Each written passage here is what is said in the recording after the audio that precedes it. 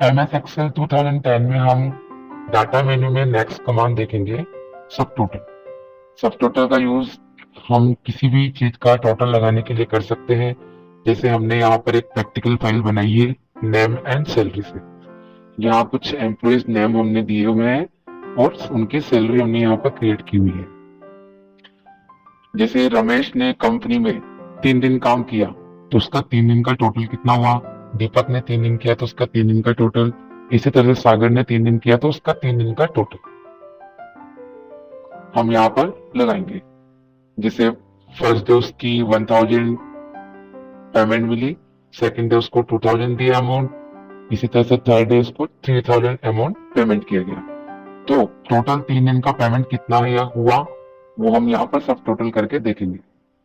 Select करेंगे, सब total पे जाएंगे, ओके करेंगे, तो हमें यहाँ पर 3 दिन के इनके टोटल दिखाई देंगे। तो जैसे रमेश ने 3 दिन के कितने पेमेंट किए, रमेश को किया 6000 का। इसी तरह से दीपक का 3 दिन का पेमेंट हुआ 11,000। इसी तरह से सागर का 3 दिन का टोटल हुआ 12,000। तो टोटल कंपनी ने तीनों वर्करों को कितना पेमेंट किया, ग्रांड टोटल आया 29,000। इस तरह से हम वर्करों का, लेबर्स का या किसी भी चीज पर हम सब टोटल का यूज कर सकते हैं। इसके बाद हमें इसको नॉर्मल करना हो तो हम सिलेक्ट करके इसको सब टोटल पे जाएंगे, रिमूव ऑल करेंगे, तो हमारा जो है नॉर्मल हो जाएगा। इसके बाद हम देखेंगे ग्रुप। ग्रुप के लिए जैसे हमने यहाँ पर एक फाइल बनाएंगे।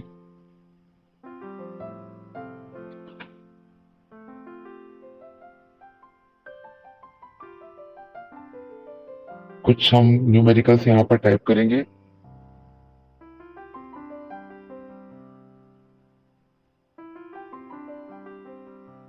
इसके बाद हम इसको सिलेक्ट करके कॉपी कर लेंगे।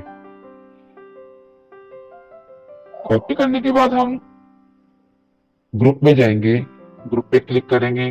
ग्रुप हम किस में करना चाहते हैं, रो में या कॉलम में। जैसे हमें रो में करना है तो रो को सिलेक्ट करके ओके करेंगे। ओके करते ही हमें लेफ्ट साइड में यहाँ पर एक आउटलाइन, ऑटो आउटलाइन दिखाई देगी।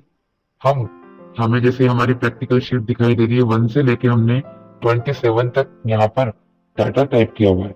अब जैसे हम शीट को ब्लैंक देखना चाहें इसके डाउन में, तो हम माउस से घुमा के इस तरह से हमारी शीट को हम देखेंगे।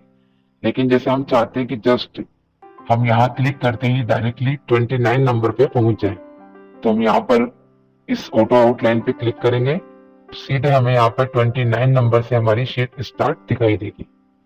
हम हमें वापस प्रैक्टिकल फाइल पे जाना है तो हम प्लस वाले सिंबल पे क्लिक करेंगे, तो वापस हमें यहाँ पर 1 नंबर से 27 तक की हमें फाइल दिखाई देगी। इसी तरह से हम कॉलम में भी इसको ग्रुप कर सकते हैं।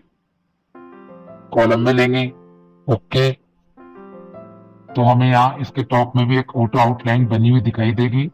जैसे हम यहाँ ए से लेके एफ कॉलम तक हमने वर्क कर रखा है। हमें इसके आगे के कॉलम डायरेक्टली यहाँ पर दिखाई दे रहे हैं, लेकिन जैसे हमने मान लीजिए फाइल बहुत आगे तक बनाई हुई है तो उसके लिए हमें घुमा घुमा के स्केल से फाइल को देखना पड़ेगा। तो हम डायरेक्टली आगे की फाइल देखने के लिए माइनस के सिंबल पे क्लिक करेंगे, तो हमें जी से लेके आगे तक की जितनी ब्लैंक फाइल है यहाँ पर दिखाई देगी। वापस हम प्लस के सिंबल पे क्लिक करके फाइल पे आ जाएंगे। ऑटो आउटलाइन को हम क्लियर करना चाहते हैं, इसके लिए हम अनग्रुप में आएंगे, क्लियर आउटलाइन कर देंगे, तो हमारी ऑटो आउटलाइन यहाँ पर क्लियर हो जाएगी। इसके बाद हम नेक्स्ट प्रैक्टिकल लेंगे, रिव्यू। रिव्यू पे हम क्लिक करेंगे। रिव्यू में हम सबसे पहले देखेंगे स्पेलिंग को चेक करना। जैसे हम यहाँ पर कुछ भी रॉन्ग स्पेलिंग्स लिख देते हैं,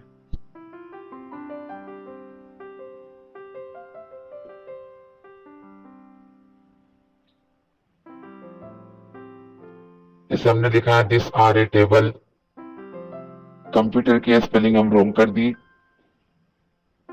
स्टूडेंट,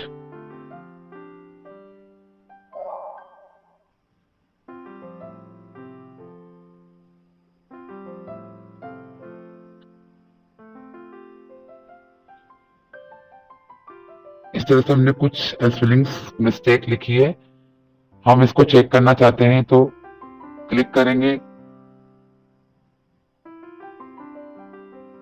सिलेक्ट करके हम स्पेलिंग में जाएंगे।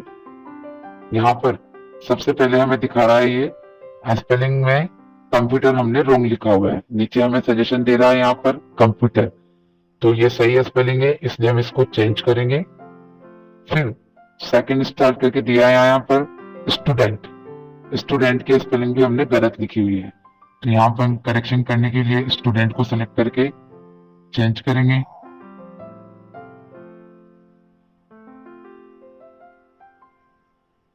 इसी तरह से हम हमारी स्पेलिंग्स को यहाँ पर करेक्ट कर सकते हैं।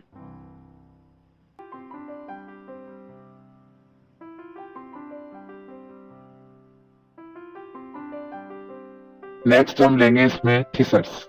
थीसर्स होता है किसी भी वर्ड्स का हम पर्यायवाची देखना चाहते हैं तो थीसर्स पे क्लिक करेंगे और सर्च फॉर में हम वर्ड्स का नाम लिखेंगे जिसका हम पर्यायवाची देखना चाहते हैं।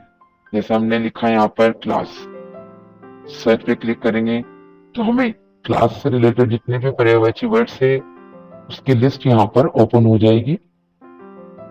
जो भी हमें शीट में इंसर्ट करना है तो उसके आगे हम एरो पे क्लिक करेंगे और यहां लेंगे इंसर्ट।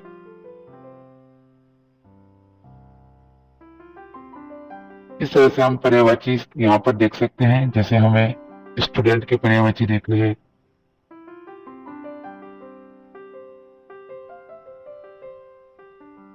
तो हमें यहाँ पर स्टूडेंट के पर्यायवाची दिखाई देंगे। इसमें से भी जो भी हमें बाहर लेना है शीट पे, इसके एरो पे क्लिक करके हम इंसर्ट कर लेंगे। इस तरह से हम यहाँ पर थीसर्स कमांड का यूज करेंगे। नेक्स्ट ट्रांसलेट, ट्रांसलेट का यूज ऑनलाइन होता है इंटरनेट पर, हम हिंदी से इंग्लिश लैंग्वेज का ट्रांसलेशन कर सकते हैं। नेक्स्ट हम देखेंगे न्यू कमेंट्स, इसके लिए हम आपको नेक्स्ट अगले टॉपिक में बताएंगे। धन्यवाद।